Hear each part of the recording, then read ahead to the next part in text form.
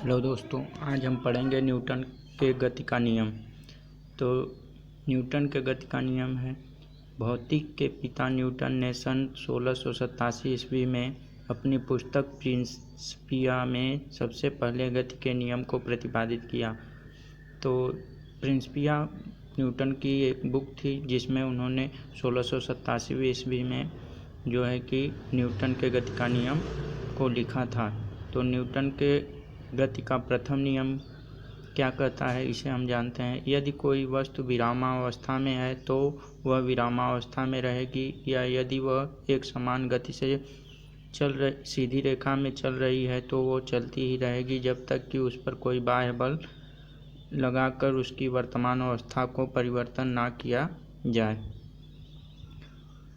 अर्थात जो है कि जब कोई भी वस्तु अगर चल रही है तो वह चलती रहेगी, या रुकी हुई है तो रुकी ही रहेगी जब तक कि उस पर कोई बाह्य बल लगाकर उसकी गति को परिवर्तित न किया जाए या अवस्था को परिवर्तन न किया जाए। इसलिए न्यूटन के प्रथम नियम को हम जो है कि जड़त्व या गैलीलियो का नियम भी कहते हैं। बाह्य बल के अभाव में किसी वस्तु को अपनी विरामावस्था या समान गति की अवस्था को बनाए रखने की प्रवृत्ति को ही जड़त्व कहते हैं।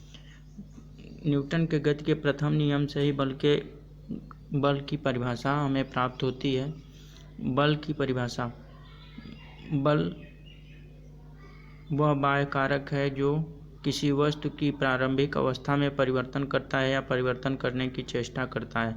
बल एक सदिश राशि है। बल का एसआई मात्रक न्यूटन है। जड़त्व के कुछ उदाहरण, ठहरी हुई मोटर या रेलगाड़ी के अचानक जल पड़ने पर उसमें बैठे यात्री पीछे की ओर झुक जाते हैं।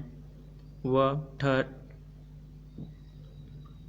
ठहरी हुई मोटर कार अचानक चल पड़े तो जो है कि यात्री आगे की तरफ झुक जाते हैं। संवेग, किसी वस्तु के द्रव्यमान तथा वेग के गुणनफल को उस वस्तु का संवेग कहते हैं। संवेग बराबर द्रव्यमान गुणे वेग। न्यूटन के गति का द्वितीय नियम, किसी वस्तु के संवेग परिवर्तन की दर को उस वस्तु पर आरोपित बल के समानुपाती होता है तथा संवेग परिवर्तन बल की दिशा में होता है।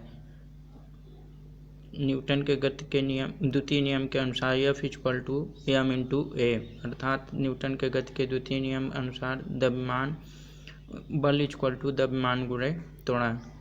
न्यूटन के गति का तृतीय नियम, इस नियम को क्रिया प्रतिक्रिया का नियम कहते हैं। अर्थात जब हम किसी वस्तु पर बल लगाते हैं तो उसके विपरीत दिशा में बल लगता है। जैसे उदाहरण के रूप में रॉकेट।